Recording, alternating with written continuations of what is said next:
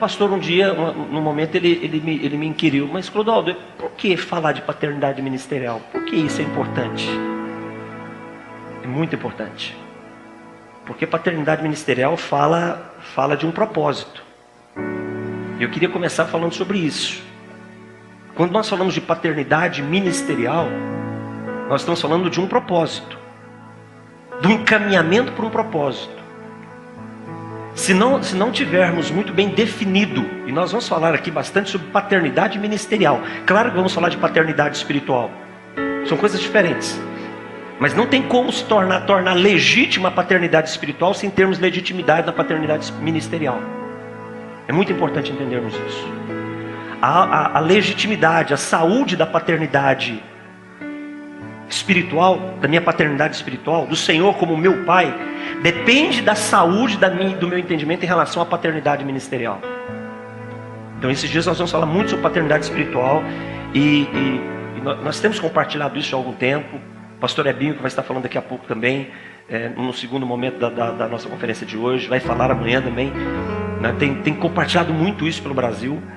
Nós precisamos de saúde na nossa paternidade ministerial, porque senão nós não vamos compreender a intensidade da paternidade espiritual. Se nós olharmos para o Antigo Testamento, nós vamos perceber que no Antigo Testamento existia uma relação muito forte das pessoas com seus líderes. E era aquela relação que nós trazemos inclusive para dentro da igreja hoje, e talvez nós fosse necessário pensarmos um pouco a respeito disso. Eu não estou aqui para dizer que isso é errado, mas os pastores me perdoem, eu não quero dizer que isso é errado, mas precisamos pensar um pouco a respeito disso.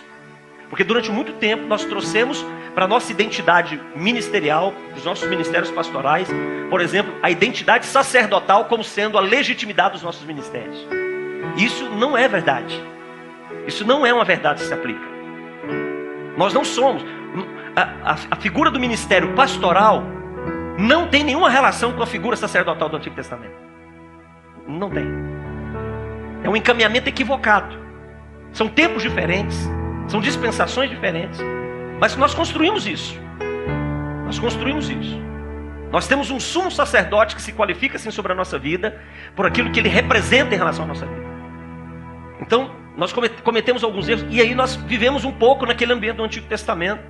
E o povo do Antigo Testamento, eles tinham sacerdotes sobre eles. Eles tinham juízes sobre eles. Eles tinham profetas sobre eles. O próprio Senhor sobre eles era Senhor sobre eles. O povo de Israel era povo de Deus. Só que no Antigo Testamento você nunca vai ver nenhuma referência do povo de Israel como sendo tratado como filhos. Não tinha uma construção de uma identidade a partir de um relacionamento, mas a partir de um serviço. Era isso que nós encontramos no Antigo Testamento. Eu não estou dizendo que isso é errado, eu apenas estou dizendo que tem um degrau a mais que nós podemos subir, que nós podemos viver nesse lugar. O tema da nossa conferência é João capítulo 8, versículo 35. O escravo, o servo, não fica na casa do pai, mas o filho fica para sempre. Então, eu posso caminhar, pastor Ebinho, dentro da identidade sacerdotal de Levi? Posso. Nenhum problema. Só que é um percurso que tem prazo de validade. Um percurso que denuncia mais os meus erros do que a autoridade do céu na minha vida. Falar de Levi é falar de um ministério, de um chamado, de um exercício ministerial falho. Se tem algo que Levi fez muito, foi falhar. O ministério levítico mais falha do que acerta. Jesus nunca é referido no ministério sacerdotal dele a Levi. Nunca. Você não vai encontrar nenhuma referência de Jesus como sendo ligado a Levi. Por quê? Porque o ministério sacerdotal ele é falho. É ministério de pessoas, de gente, de homens. E isso tem um limite. E é serviço. Paternidade não tem relação com serviço. Você já parou para pensar quanto tempo nós vivemos nos nossos ministérios preocupados em fazermos a obra de Deus? Tem pastor morrendo porque está fazendo a obra de Deus. Tem pastor infartando porque está fazendo a obra de Deus. Tem pastor tendo AVC porque está fazendo a obra. Tem pastor se matando porque chegou no limite emocional para suportar o que está ao seu redor. Eles estão se matando. De novembro para cá, A cada 15 dias tem notícia de um pastor, de uma pastora se matando. Deixa eu te fazer uma pergunta. Faz sentido homens e mulheres de Deus, cheios do Espírito Santo? Alguém pode dizer, não, mas quem se mata não está cheio do Espírito Santo. Meu irmão, eu não quero discutir isso. Eu só quero dizer para você uma coisa. Não faz sentido uma pessoa que teve uma experiência com Cristo, que se envolve com o que Ele pediu para ser feito, dar fim na sua própria vida. Porque nós trocamos o relacionamento pelo serviço. Todas as vezes que trabalharmos mais do que nos relacionarmos mais, algo vai se perder nos nossos relacionamentos. Quando nós falamos em paternidade ministerial, nós estamos falando de relacionamento. Quantas pessoas, quantos homens, quantas mulheres, quantas pessoas que hoje não fazem mais parte de igreja nenhuma, porque um dia se frustraram com seus pastores, porque um dia se decepcionaram com seus pastores. O coração ficou magoado, ficou chateado, aquela coisa. Quantos pastores machucados e feridos porque discípulos foram embora? Aqui não tem nenhum pastor que passou por isso, não. Você é mais que a gente aqui da igreja aqui, local. Ele foi lá, ganhou a pessoa para Jesus, discipulou ela, batizou ela, casou ela, apresentou a criança, né? Não tem como a pessoa contar a história da vida dela sem fazer menção desse pastor, mas um dia ela virou as costas e foi embora. E o pastor ficou triste. Deixa eu dizer uma coisa, fica triste não. Era isso mesmo que tinha que acontecer. É verdade. Sabe por quê? Porque o discípulo, ele tem que ir embora mesmo. O discípulo não é para ficar. O discípulo, ele tem um dono. Sabe quem é o dono do discípulo? Você sabe quem é o dono dele. Só que você já parou para pensar que nós estamos num movimento de fazermos discípulos para nós mesmos? E chegamos às nossas igrejas dizendo, não, o Herbert é meu discípulo, né? O pastor José chocou a gente com essa palavra lá em Trindade. O pastor José começou a falar, eu falei, pastor José, você tem ideia do que você está falando? A quebra de um movimento que a igreja brasileira está nela há anos. Porque a igreja brasileira, no mínimo, nos últimos 19 anos, 20 anos, começou por volta de 98, meados de 98. A igreja brasileira se fundamentou num discurso, fazer discípulo, sim ou não? Vai fazer discípulo para si. Meu discípulo, minha rede de discípulos. Está errado, quem diz? Isso não existe nas escrituras, irmãos. Me mostra um lugar, vamos discutir, fica à vontade. Se você quiser interferir, não tem problema, pode levantar a mão e a gente, vamos agregar valor à conferência. Mas você não vai ver em nenhum lugar nas escrituras do Novo Testamento, no Antigo muito mesmo, no Antigo não se fala disso, mas no Novo Testamento, onde tem uma orientação de alguém fazendo discípulo para si mesmo. Mateus 28, 19 e 20 diz, ide e fazei, para quem? Para quem, irmãos? Para Ele, é para Ele. Então o Clodoaldo não pode ter discípulo, eu não posso ter discípulo, o Alexandre não pode ter discípulo. Você não pode, pastor Alexandre, ter discípulo. O discípulo que você... Porque discípulo é aquele que segue. Não, eu tenho que fazer alguém para seguir Jesus, não é a mim. Não somos nós pastores que eles têm que seguir. Todo discípulo tem que ser feito para alguém, para o Senhor. Então fica tranquilo, se você investiu a maior parte do tempo do seu ministério fazendo discípulo, nada mais natural que ele esteja indo embora e abrindo outras igrejas e não ficando na sua igreja. Por que você ficou triste com isso? Ferido com isso? Ele não era teu. Ele vai embora mesmo, e deixa embora. Mas pastor, mas ele nem deu satisfação. Não, o discípulo não tem que ficar dando satisfação não, ele tem que ir. Deixa ele ir. Quem diz que o discípulo tem que dar satisfação? Eu não encontro nas escrituras nenhum dos 12, né, depois daquele ajuste de Judas ter saído, fazendo oração. Senhor, o Senhor me permite ir? Jesus, o Senhor me permite ir para a Índia? Né, Tomé fazendo essa oração, pastor Abinho. Senhor, o Senhor me permite? Não, ele foi. E pronto. Os 12 pedindo autoridade, liberação, carta para a igreja de Jerusalém para ir. Sabe por quê? Porque o discípulo tem que ir. Agora e o filho? Não, o filho é diferente. Paternidade ministerial é diferente. Totalmente diferente. Totalmente diferente. Paulo nunca chamou Timóteo de seu discípulo. Paulo nunca tratou Timóteo de discípulo, irmãos. Quando Paulo escreve para Timóteo, como é que ele trata Timóteo? Timóteo meu? Timóteo meu filho. João, quando escreve, Ele escreve tratando a igreja a qual ele escrevia como? Discípulozinhos amados. Meus discípulos amados. Como é que ele trata a igreja? Filhinhos. Então, quando nós falamos de paternidade, nós estamos falando de um lugar que nós precisamos alcançar, e que talvez seja muito perigoso se nós não entendermos isso. Irmão, sabe um erro muito grave que talvez nós estejamos cometendo durante muito tempo? De pensarmos que a cruz é um fim. E a cruz não é fim. A cruz não é... Eu não estou desmerecendo a cruz, não. Eu estou querendo dizer para você que a cruz não é a proposta.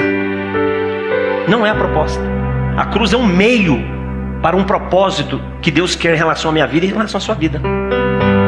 Porque a cruz é o único meio para construir esse propósito na minha vida e na sua vida. Que propósito é esse, pastor? Perdoar o meu pecado? Não, é muito maior do que isso. O propósito da cruz é muito maior do que perdoar o meu pecado ou o teu pecado. Evangelho de João capítulo 1, versículo 12 diz que eu não nasci da vontade da carne, nem da vontade do sangue, nem da vontade de homem algum, mas eu nasci de uma vontade. E essa vontade me dá o direito, o poder de ser chamado de filho de Deus. Sabe quando isso se torna verdadeiro, real? A partir da cruz. Então a cruz não é um fim, ela é um meio. Ela é um meio para construir algo em mim e em você, uma identidade. Não tem como. Sabe por que no Antigo Testamento não tinha filhos? Sabe por que a linguagem de paternidade espiritual não existe no Antigo Testamento? Você não vai ver Deus chamando ninguém de filho no Antigo Testamento. Ninguém. Pode jogar na sua concordância bíblica, pode jogar, não vai achar isso. Porque só há uma forma de sermos feitos filhos de Deus. E esse caminho é através da pessoa de Cristo Jesus. Então por isso que o Antigo Testamento fala sobre isso. Então falar do assunto paternidade ministerial é dar respaldo para o assunto paternidade espiritual. É dar respaldo para isso. Porque se eu não entender, o apóstolo Paulo ele escreve, e Paulo diz assim, a igreja de Corinto, né, Bim? Ainda que você tenha muitos guias, muitos mentores, capítulo 4, ainda que você tenha muitos mentores, muitos líderes sobre você, pai, você só vai ter um, e eu gerei vocês em Cristo Jesus. Então percebe que existe uma autoridade apostólica para geração de uma paternidade ministerial? Faz sentido isso para vocês? Paulo está dizendo, eu gerei vocês. E Paulo deixa muito claro nesse texto de primeira carta aos Coríntios, capítulo 4, versículo 25, é isso? 15. Que pai, você só tem um. Só um. E você não troca de pai. No contexto desse assunto, Paulo está dizendo, não tem esse negócio de ficar trocando de pai, não. Você pode trocar de mentor, você pode trocar de líder, você pode trocar até de pastor. Até de pastor você pode trocar de pastor, sabia disso? Pastores, a gente não fala isso. Se a gente falar isso, o povo vai embora, né? Não falar isso não, né? A gente tem que falar para eles que eles não podem trocar de pastor. Não, mas pode trocar sim. Se fizer o caminho certinho, né? Se é que tem um caminho certo que se consegue fazer para isso, né? Se é que tem. Mas pai ninguém troca. Então a proposta do assunto paternidade ministerial é mostrar que existe um propósito.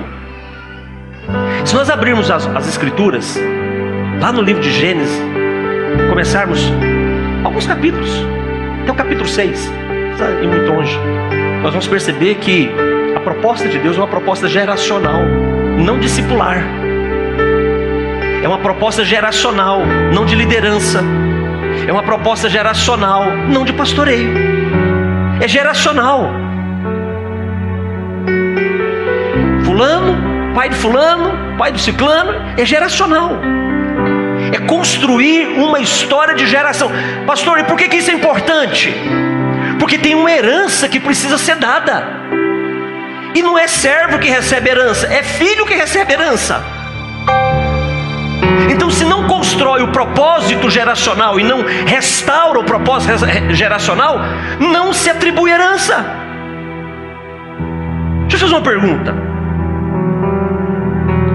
Naquele grande dia, lá na eternidade, eu já ouvi uma pessoa dizendo o seguinte: pastor, se eu for salvo já está bom demais. Eu falei, não tenha dúvida, né? Só de não ir para o lugar ruim já é um ganho, né? Só de ser salvo já é extraordinário. Mas você saber que você pode receber algo na eternidade não te desafia? Hoje eu quero trazer algumas reflexões para nós aqui. Eu posso chegar lá, mas pode ser que eu chegue lá com a ideia de receber. Você já foi em algum lugar para receber algo e chegou lá, era menos do que você imaginava? Já aconteceu isso com alguém? Como é que você ficou? Deixa eu te dizer, isso pode acontecer de novo. E lá? Aí é ruim, hein? Porque aí lascou tudo. Nós precisamos compreender que existe uma proposta de paternidade espiritual do Senhor para conosco. Talvez um grande erro seja aquilo que nós...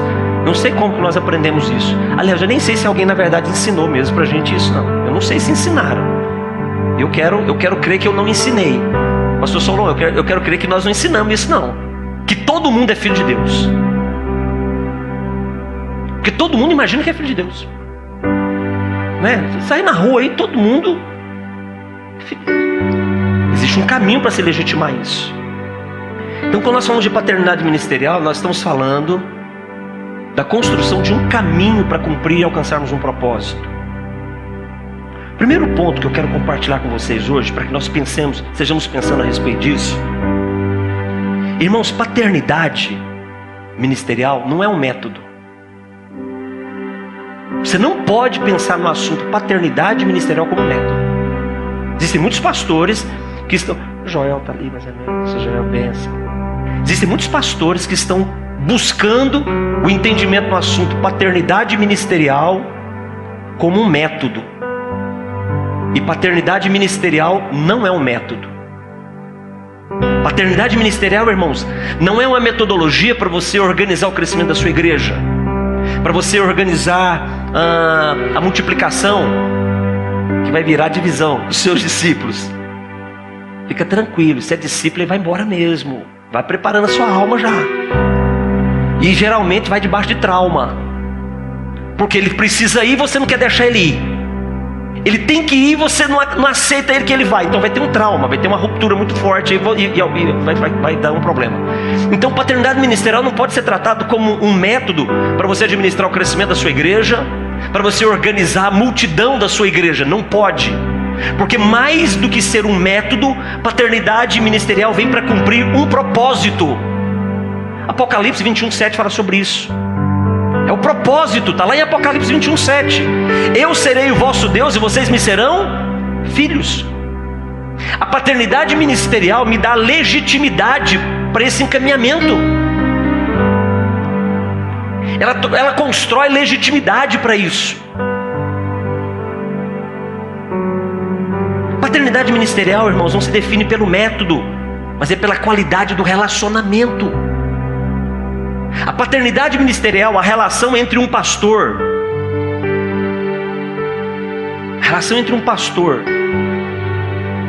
e aquele ou aquela que ele pastoreia, precisa se aperfeiçoar. Eu sou pastor dos meus filhos, mas eu sou pai dos meus filhos. Eu posso ser só pastor de alguém. Eu posso ser somente pastor do Alex. Tranquilo. O nosso relacionamento constrói o nível de comprometimento nosso. Quando nós falamos em paternidade ministerial, nós estamos falando da qualidade de um relacionamento que constrói influência, e pela influência constrói comportamento das pessoas, dando uma identidade para as pessoas. Então, quando nós falamos em paternidade ministerial, nós estamos falando de um relacionamento intenso, transparente, que constrói influência, comportamentos saudáveis e que gera semelhança com alguém. O apóstolo Paulo escreve à igreja de Éfeso, e Paulo diz o seguinte, que o nosso desafio de fé se rendeu a uma discussão de quase 3 horas, né? Não foi? Que o nosso desafio é nos parecermos com quem? Com Jesus. E eu tenho que me parecer com Jesus, porque o pai dele é o mesmo pai meu. E a gente tem que ser igual. A gente tem que se parecer. Então não é o método, não é a qualidade de você desenvolver um método de gerenciar, Existem pessoas que estão confundindo paternidade ministerial com mentoria espiritual. São coisas diferentes. Mentoria espiritual é quando você conhece um pastor, um grande líder de uma igreja, e você se inspira com ele, você se inspira com a forma como ele administra a igreja, você se inspira com a forma como ele ensina a sua igreja, como ele constrói os valores. Você se inspira com ele, você se aproxima dele, você quer caminhar com ele, porque você quer ter os mesmos valores que ele tem na sua vida para ter os mesmos resultados. Isso é mentoria. Mentoria é quando você quer ter o mesmo resultado de alguém que te inspira. Isso é mentoria. Isso não é paternidade. No princípio da paternidade, eu não quero, para mim não importa ter os mesmos resultados do meu pai. Não, isso é o que menos importa. Pastor, o que é mais importante? É fazer o que o meu pai mandou eu fazer. Você não vai ver em nenhum lugar no ministério de Jesus. O Evangelho de João é muito bom para nos explicar isso. Jesus, ele fala com muita frequência o seguinte: eu vim fazer a vontade do meu pai. Jesus não tinha projeto próprio. Jesus não tinha projeto pessoal. Jesus não tinha um plano e o pai outro. Jesus não tinha um propósito e o pai outro. Jesus não tinha uma vontade e o pai outro. Jesus não tinha um reino e o pai outro.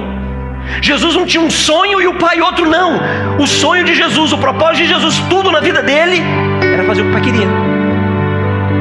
Existem pessoas que estão confundindo mentoria espiritual com paternidade ministerial. Não tem nada a ver isso.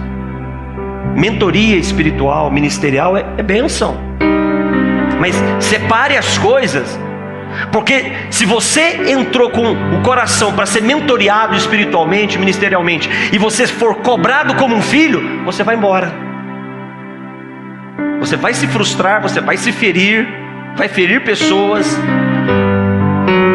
vai dar oportunidade para envergonhar o nome do Senhor. Eu pensei, mas o Israel não era filho ministerial lá do Clodoaldo, e agora está aí no... Não entendi isso, ele sempre falou que era filho? Não, ele apenas não entendeu. Ele falou uma coisa, mas não compreendeu a intensidade do que é ser filho ministerial de alguém. Então é quando você se permite ser influenciado, ter comportamentos construídos e tomar e ter uma semelhança. Não é método, irmãos. Paternidade ministerial não é método para crescer igreja, mas é princípio para desenvolver pessoas a se parecerem cada vez mais com Cristo Jesus. É diferente, completamente diferente. Muitas pessoas estão desenvolvendo a ideia de paternidade ministerial, sabe para quê? Para governar as pessoas. Isso é um erro. A paternidade ministerial, ela não é para governar pessoas. Sabe por quê? Porque pais não governam seus filhos. Um pai não pode governar o seu filho, não pode governar o seu filho. O papel de um pai é muito maior do que governar o seu filho. O papel de um pai é dar direção para os seus filhos, apontar destino para os seus filhos, construir futuro para os seus filhos. Esse é o papel de um pai. O papel de um pai é construir um caminho que vai dar um destino extraordinário para os seus filhos. Para isso, um pai precisa aprender a contrariar o filho. Deixa eu dizer uma coisa: talvez uma das características mais importantes de um pai, seja um pai biológico, seja um pai ministerial, é contrariar os seus filhos. Deixa eu lhe fazer uma pergunta, pense a respeito disso. Você constrói valores na vida dos teus filhos falando e concordando mais com eles, ou contrariando mais o que eles querem? Pense a respeito disso. Quando você tem a oportunidade de construir valores na vida dos teus filhos? Quantos pais hoje têm os seus filhos completamente perdidos no mundo do crime, no mundo das drogas? Quantos pais têm os seus filhos que não os respeitam? Você dizer, não tem nada errado, está tudo certo. São pais que não colocaram limites para os seus filhos. Pai tem que dar limite para os seus filhos. Porque se pai não coloca limite para os seus filhos, perde a oportunidade de construir futuro para os seus filhos. Existem pessoas que procuram uma igreja, e essas pessoas, elas não querem, não é nem pastor, elas querem um guru para a vida delas. Nem pastor, elas querem um guru. Elas querem uma pessoa que vai lá e fala coisa boa para ela, profetiza coisa boa para ela, concorda com ela. É isso que ela quer, é um guru. É um guru. É isso que elas querem. Fala do sucesso. Não, não mexe nas... Deixa eu dizer uma coisa, a habilidade de um pai é contrariar os seus filhos. E sabe quando um pai contraria o filho? Quando coloca limite. Hebreus 12:6. Porque o Senhor, Ele corrige a quem aquele ama. Ele açoita todo filho que Ele recebe. É isso mesmo. O que o Senhor faz com o filho? Embala ele no colo? Não. O pai açoita o filho que ele recebe. Então, irmãos, quando nós falamos em paternidade ministerial, nós estamos falando de cumprir propósito. E o filho precisa saber receber a repreensão do seu pai e entender que a repreensão do seu pai é colocado num lugar seguro. Nenhum pai corrige o seu filho para colocar numa situação de risco. Nenhum pai, nenhuma mãe, quando corrige o seu filho, é para colocá-lo num lugar de insegurança. Mas pais corrigem os seus filhos para colocá-los num lugar seguro amanhã. Isso é paternidade ministerial. É quando um pai ministerial, que te gerou ministerialmente, ele fala não para você por causa do seu amanhã.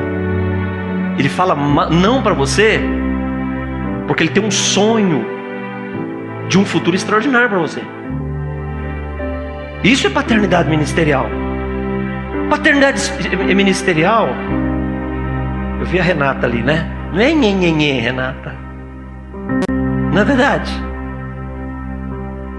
Mas só que filho não entende isso. Eu compreendo. Os nossos filhos biológicos, até uma determinada idade, eles, na verdade, se eles pudessem desistir da nossa paternidade, eles desistiam. Não quer ficar na casa do meu pai, da minha mãe?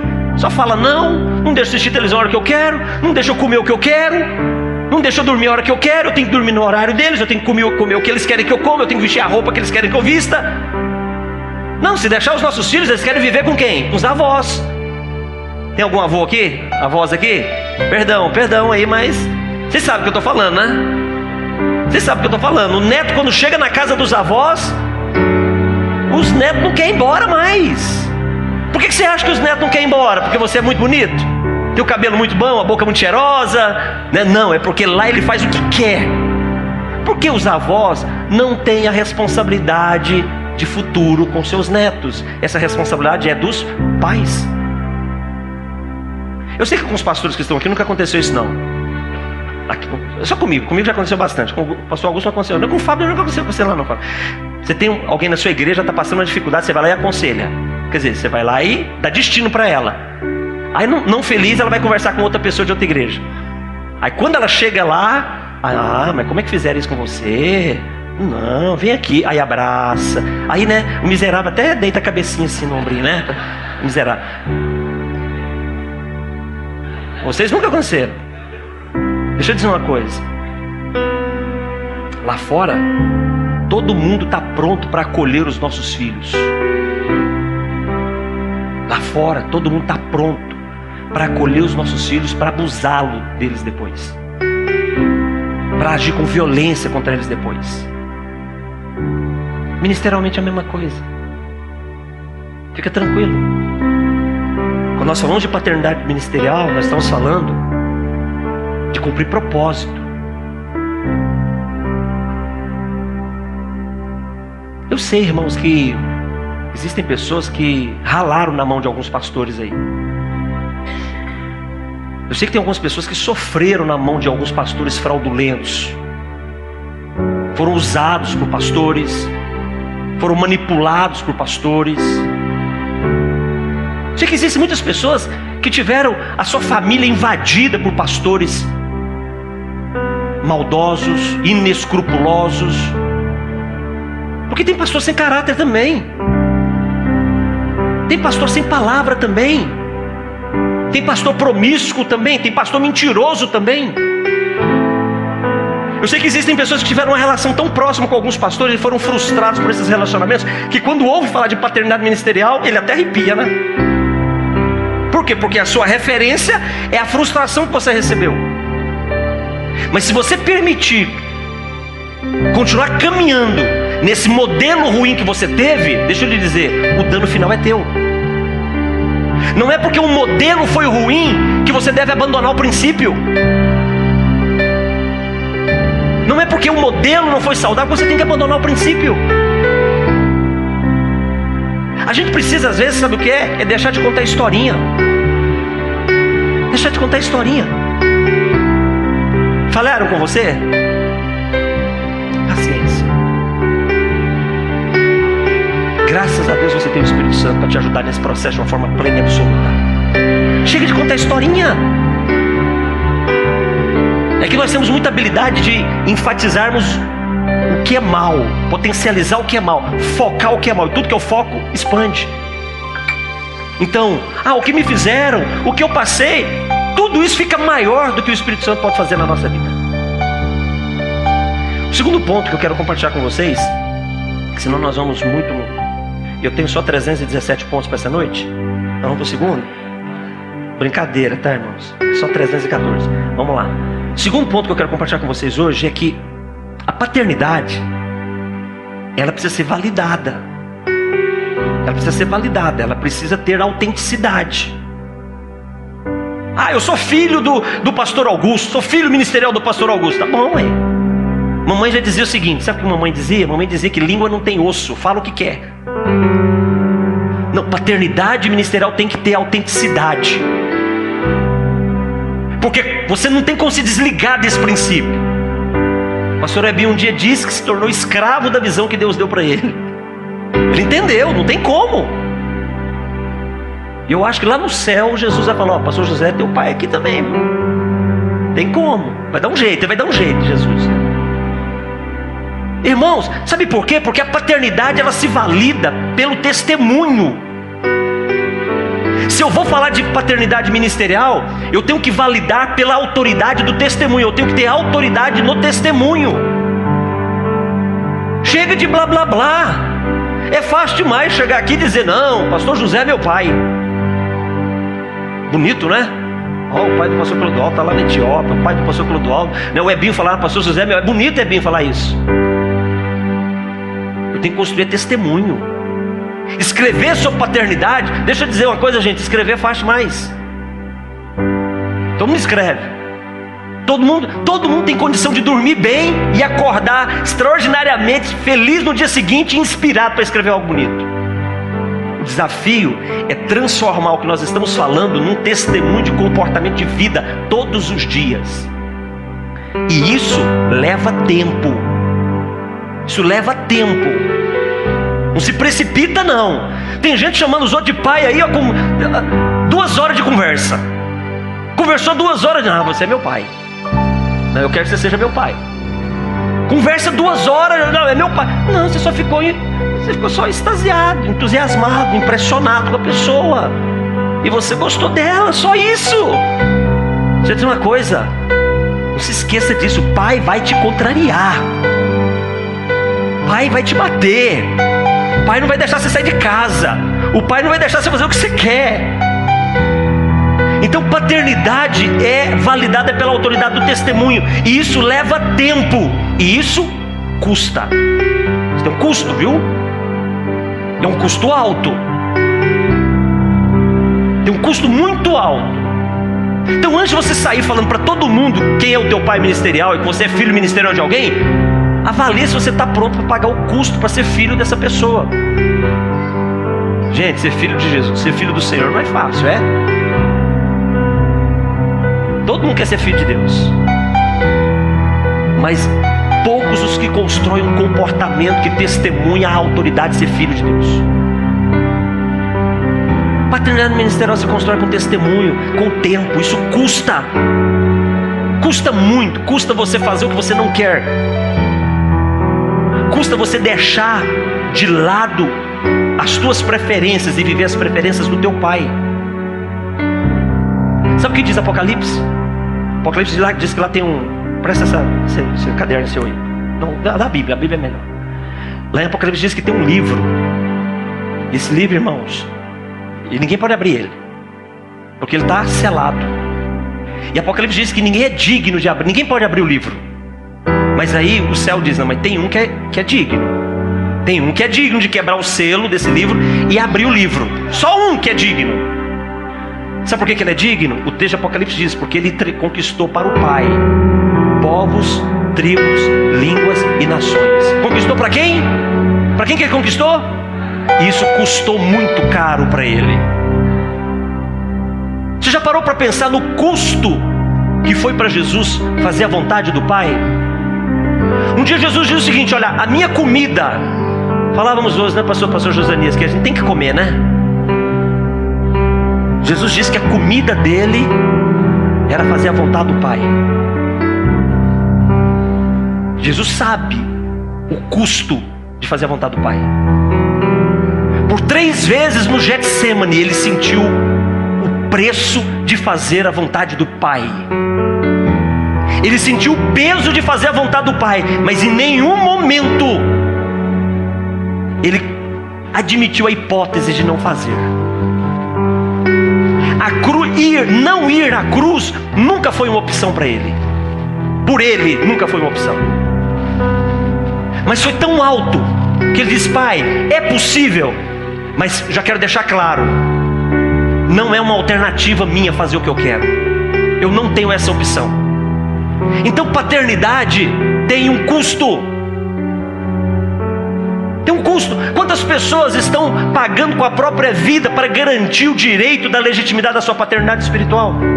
Os nossos irmãos missionários no campo missionário, com um chamado específico para o campo missionário, estão lá e não podem voltar, porque eles sabem que se voltarem eles comprometem a herança. Eles comprometem a herança. Então, que seja com a vida o testemunho da autoridade da minha paternidade. E eles testemunham com a própria vida.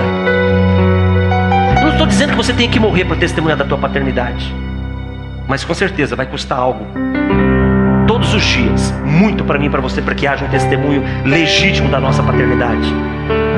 O terceiro ponto que eu quero compartilhar com vocês sobre paternidade ministerial. Primeiro ponto: paternidade não é um método, mas ela cumpre um propósito. Segundo ponto: paternidade, ela precisa de validação, e essa validação vem pela autoridade do testemunho. Isso leva tempo, isso custa. Terceiro ponto muito importante sobre paternidade, eu não posso me esquecer disso. Irmãos, paternidade gera destino. É paternidade que gera destino. É paternidade que dá destino, para caminharmos na excelência de quem me envia, para caminharmos na grandeza de quem me lançou. Então, quando nós falamos em paternidade ministerial, nós estamos falando de caminharmos em um destino que não foi eu não fui eu que sonhei com ele. O sonho do meu destino não sou eu que sonhei com ele. O sonho do meu destino é do meu pai. Se nós olharmos para os patriarcas, você vai perceber que o destino de Jacó não era dele. De quem era o destino de Jacó? Era do pai dele, Isaac. O destino de Isaac não era dele. De quem era o destino de Isaac? Era do pai dele, Abraão. Filho caminha no destino dos seus pais. Mas para um filho caminhar no destino do seu pai, ele precisa cumprir os princípios que lhe dão garantia desse destino. Então paternidade gera destino. Irmãos, Moisés foi o homem que Deus levantou para tirar o povo do Egito. Moisés nunca entrou em Canaã. Nunca entrou.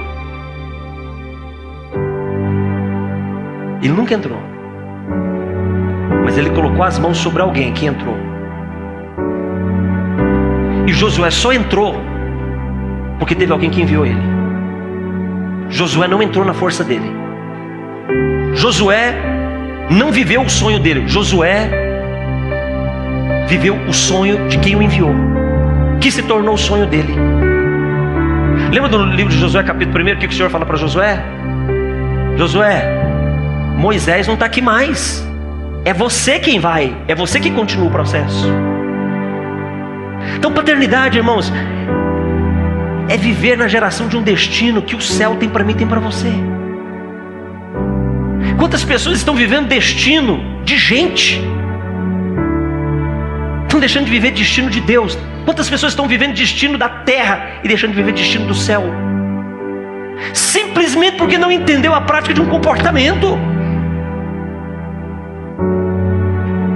Elias, como Eliseu chamava Elias?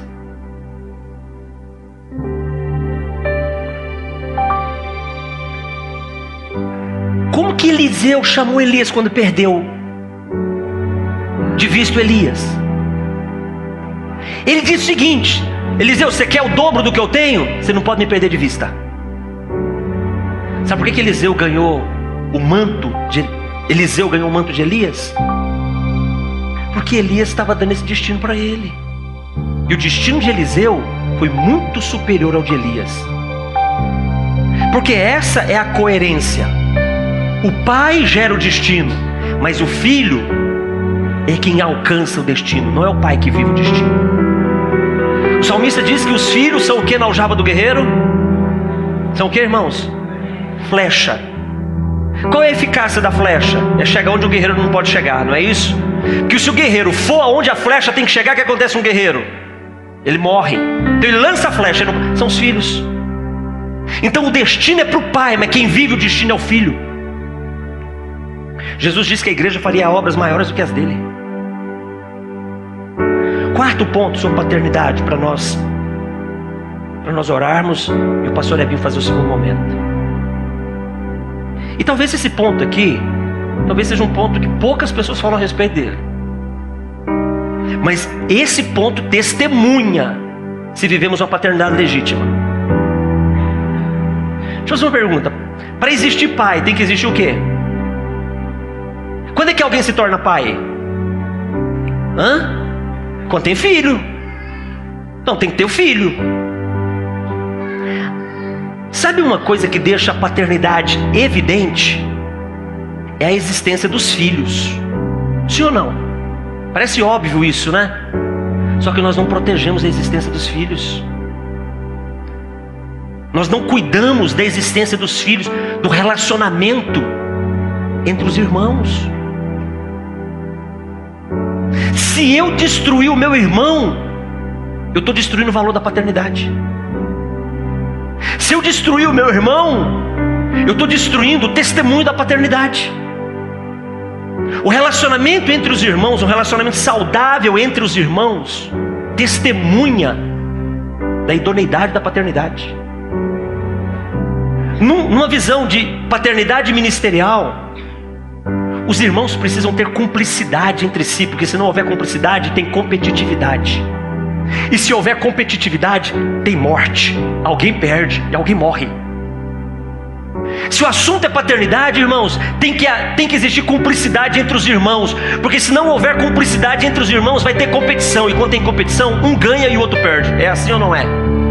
E quando um ganha e o outro perde, todos morrem. Todos perdem o direito. Caim e Abel. Quem perdeu? Quem perdeu primeiro? Abel perde a vida primeiro. Mas Caim também é arriscado. Não tem jeito. Você vai brigar com o teu irmão, você vai entrar, se levantar com o teu irmão, vai morrer os dois. Absalão tinha uma irmã muito bonita. Davi teve algumas esposas e filhos com essas esposas, mas era filho. Um dos filhos de Davi, Absalão, tinha uma irmã muito bonita. E um outro irmão deles, Aminon, se apaixonou por essa moça. Ficou doido, ficou maluco por ela. Quase endemoniado. Eu acho que sim, também endemoniado, né? Porque o que ele quis fazer com ela, o que ele fez, né? Não é muito normal, né? Mas enfim. Aminon vai lá e se deita com a irmã. Absalão fica sabendo, fica louco da vida. O que Absalão faz? Vai lá e mata o irmão. Ele mata o irmão, mas o coração dele não ficou livre com o assassinato do irmão, com a vingança do irmão, porque o coração dele ficou comprometido contra o pai. Aí Absalão se levanta contra o pai, monta uma rebelião contra o pai, Davi, para não se levantar contra o filho. Porque deixa eu dizer uma coisa linda que caracteriza o coração do pai, sabe qual é? Eu digo para as pessoas o seguinte: quando um filho erra com o pai, o filho tem que pedir perdão para o seu pai, sim ou não? Sim. Mas o pedido de perdão do filho para o pai não é para restaurar o trauma emocional. É para restaurar o trauma do princípio. Quando um filho erra com o pai, o filho tem que pedir perdão para o pai, mas não é para restaurar o trauma emocional, porque um pai tem que ter a habilidade de não comprometer o seu coração emocionalmente com o seu filho. Não pode, tem que ter essa habilidade. Mas o perdão tem que ser construído para restaurar a legalidade do princípio de honrar pai e mãe. Absalão, quando se levanta contra Davi, Davi sai da cidade, ele sai do palácio, ele vai embora para não enfrentar o filho, ele vai embora. E o filho sobe no terraço do seu palácio, se deita com as concubinas do rei, à vista de toda a nação. Mas Davi não entra em confronto com seu filho. Como foi o final da vida de Absalão? Como ele termina? Pendurado pelos cabelos. Ele morre entre o céu e a terra, irmãos. Era alguém que não queria. Existem pessoas, Ebinho, que não querem pertencer à terra, querem pertencer ao céu. Querem pertencer ao céu, não querem pertencer à terra, mas não estão nenhum nem outro. Morrem. Salomão e Adonias. Lembram dessa história? Eles eram irmãos. Adonias se auto-intitula rei de Israel. Chama algumas pessoas muito importantes. Chama Joabe, né, o homem da guerra. Pronto, sou rei. A notícia chega lá no palácio de Davi. Batseba chega para Davi e diz: mas meu rei, você não disse que o nosso filho seria o rei? Adonias está já se proclamando rei. Salomão vai. Davi imposta Salomão, se posiciona. Adonias se arrepende, porque o corim dele deu ruim para ele, né? Se eu não me arrepender, eu estou morto. Só que não mudou o comportamento. E o que acontece com Adonias? É morto pelo próprio irmão. Lembra da história do filho pródigo? O irmão mais novo perdido, e quando ele volta para casa, não havia compaixão no coração do irmão mais velho. Porque para o irmão mais velho, o irmão mais novo era apenas alguém que competia com ele. Era apenas alguém que podia tirar a oportunidade dele ser o mais importante. Sabe, irmãos, quando nós falamos de paternidade ministerial, nós vamos quebrar muitos modelos que nós estamos vivendo sobre eles que não são saudáveis. Infelizmente, é tão difícil nos relacionarmos. Hoje, como é bom ver o pastor Maxwell aqui. 7 anos atrás, a primeira viagem que eu fiz para a África foi com ele. Como é bom ver o pastor Maxwell, como é bom ver o pastor Augusto, o pastor Fábio, o pastor Joel, o pastor Solon, a pastora Melry. Como é bom ver esses irmãos. Os irmãos da família cristã. Como é bom isso, irmãos. Mas como é difícil isso acontecer. Sabe por quê? Porque o nosso coração está cheio de ciúme uns para com os outros. Porque o nosso coração está cheio de medo de perdermos uns para os outros. Porque o nosso coração está cheio de medo de descobrir que um é melhor do que o outro. O pastor Enéas está ali, que benção. A gente está cheio de medo de um ser melhor. Deixa eu falar uma coisa. Deixa ser melhor. Deixa ser melhor. Cheio de medo, Edinho. E o coração nosso se enchendo de inveja, de ciúme, de maledicência, de difamação. Irmãos, coisa terrível. Desejamos ser filhos do mesmo pai, mas competindo entre nós. Não nos respeitamos, não nos suportamos, não admitimos os erros uns dos outros. Quando eu falo admitir, eu estou dizendo o seguinte: se compadece.